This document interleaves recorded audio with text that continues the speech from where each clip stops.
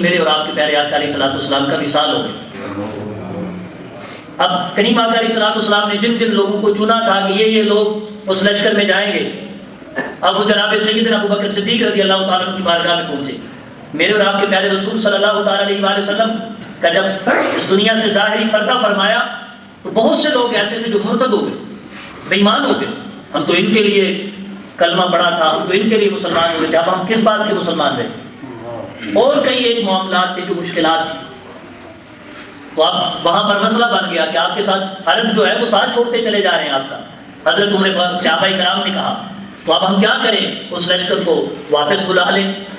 تو جناب سیدنا صدیق اکبر رضی اللہ تعالیٰ عنہ نے دو ٹوک لفظوں میں کہا، فرمایا کہ قسم ہے اس ذات کی جس نے مجھے پیدا کیا، جس کے قبضہ قدرت میں میری جان ہے، اگر مدینہ میں کوئی بھی نہ رہے میں اکیلا رہ جاؤں، اور پھر یہی نہیں درندے اور کتے آ کر مجھے نوچ لیں، میرے اوپر چڑھائی کر دیں، پھر بھی میں اس لشکر کو نہیں روکوں گا جسے میرے آقا نے روانہ کیا، میرے آقا نے بھیجا تھا، میں اسے نہیں روکوں گا۔ کہا پہلے ان معاملات سے نمٹ لیتے ہیں، کہا نہیں میں نہیں روکوں گا اس لشکر کو۔ اب انصار میں سے کچھ صحابہ نے حضرت عمر فاروق رضی اللہ تعالیٰ عنہ کو سرکردہ بنا کے تو یہ بات پہنچانے کی کوشش کی کہ جن کو رسول اللہ نے کمانڈر بنایا اسامہ بن زید رضی اللہ تعالیٰ عنہ، وہ ابھی نوجوان ہیں، چھوٹی عمر ان کی، تو لشکر میں بڑے بڑے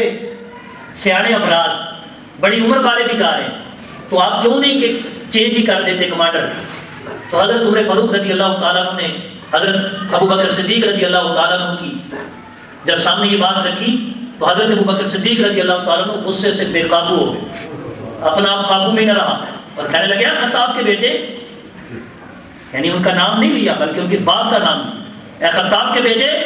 رسول اللہ نے انہیں منتخب فرمایا اور میں معزول کر دوں؟ میرے آقا نے انہیں منتخب فرمایا اور میں معزول کر دوں؟ اور پھر اتنی بات ہی نہیں، اب مقام جرأت پر خود گئے جا کر حضرت اسامہ بن زید چھوٹے ہیں، ابھی نوعمر ہیں، ان کے ساتھ انہیں نصیحتیں کی اور ساتھ میں ان کے چلنا شروع ہوئے، اور جو گرد اڑ رہی تھی، مٹی اڑ رہی تھی گھوڑوں کے ٹاپوں کی، تو حضرت اسامہ سے رہا نہ گیا، کہنے لگے یا مجھے اترنے دے کہ میں بھی آپ کے ساتھ پیدل چلوں، آپ جیسے میرے ساتھ دوڑ رہے ہیں چل رہے ہیں، فرمایا دیر نہ ہو اس کام میں جو رسول اللہ نے کہا ہے، جس کو رسول اللہ نے روانہ کیا ہے، ساتھ چل چل کے بات کر رہے تھے۔ تو کہا یا تو آپ بھی سواری پر سوار ہو جائیں، فرمایا نہیں میں سواری پر سوار نہیں ہوں گا، تجھے اللہ کی قسم ہے بیٹھا ہے، تو نے نیچے نہیں اتر رہا۔ اور سن، رسول اللہ صلی اللہ علیہ وآلہ وسلم نے فرمایا ہے کہ غازی کے ہر قدم کے بدلے اللہ اس کو 700 نیکیاں عطا فرماتا ہے، میں چاہتا ہوں یہ نیکیاں مجھے بھی نصیب ہوں۔ تو پھر حضرت اسامہ سے حضرت ابوبکر صدیق اجازت لے رہے ہیں کہ اگر تم مناسب سمجھو اور تمہیں نامناسب نہ لگے تو عمر فاروق کو، عمر کو میرے پاس رہنے دو، کیونکہ اس کے مشورے مجھے فائدہ دیتے ہیں، مجھے اس سے بات چیت میں مشورہ لینا ہوتا ہے۔ تو جب حضرت اسامہ مانے تو پھر حضرت عمر فاروق رضی اللہ تعالیٰ عنہ کو اپنے ساتھ رکھا۔ تو میری بات جو ذہن میں سمجھ میں آئی، کریم آقا علیہ الصلوۃ والسلام نے حضرت اسامہ کو کمانڈر بنایا، سرکردہ بنایا، حالانکہ حضرت عمر فاروق بھی اس لشکر میں تھے اور بڑے بڑے جلیل القدر صحابہ تھے۔ کیوں؟ میرے اور آپ کے آقا علیہ الصلوۃ والسلام بتلانا یہ چاہتے تھے کہ قیامت تک مسلمانوں کا کمانڈر جو ہے، سربراہ جو ہے، وہ ہمیشہ ہی لائق ہی نہیں ہوگا، کبھی ایسا بھی ہو سکتا ہے کہ بڑے بڑے لائق لوگ کمانڈر نہ ہوں، دوسرا عام آدمی اسے کمانڈر چن لیا جائے، لیکن فرما برداری لازم۔ اور دوسرے نمبر پہ یہ سبق دے دیا کہ اسلام کے اندر کسی قسم کا کوئی مذائقہ نہیں ہے، کسی کو بھی چن لیا جائے۔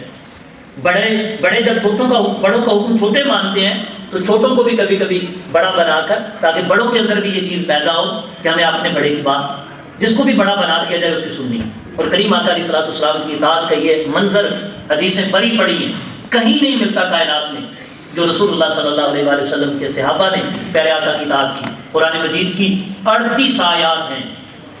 جو کریم آقا علیہ الصلوۃ والسلام کی اطاعت کے بارے میں، تو حکم مان لو پیارے آقا علیہ الصلوۃ والسلام کا۔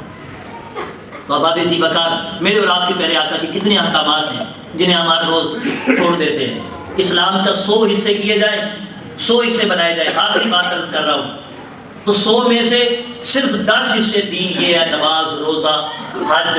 ذکر اذکار، صرف 10 حصے ہیں یہ دین۔ 100 حصوں میں سے صرف 10 حصے دین یہ ہے، ہم سمجھتے ہیں سارا دین ہی یہ ہے۔ 90 حصے دین کیا ہے؟ اور ہم اس پہ کوتاہی کرتے ہیں، لاپرواہی کرتے ہیں۔ چمن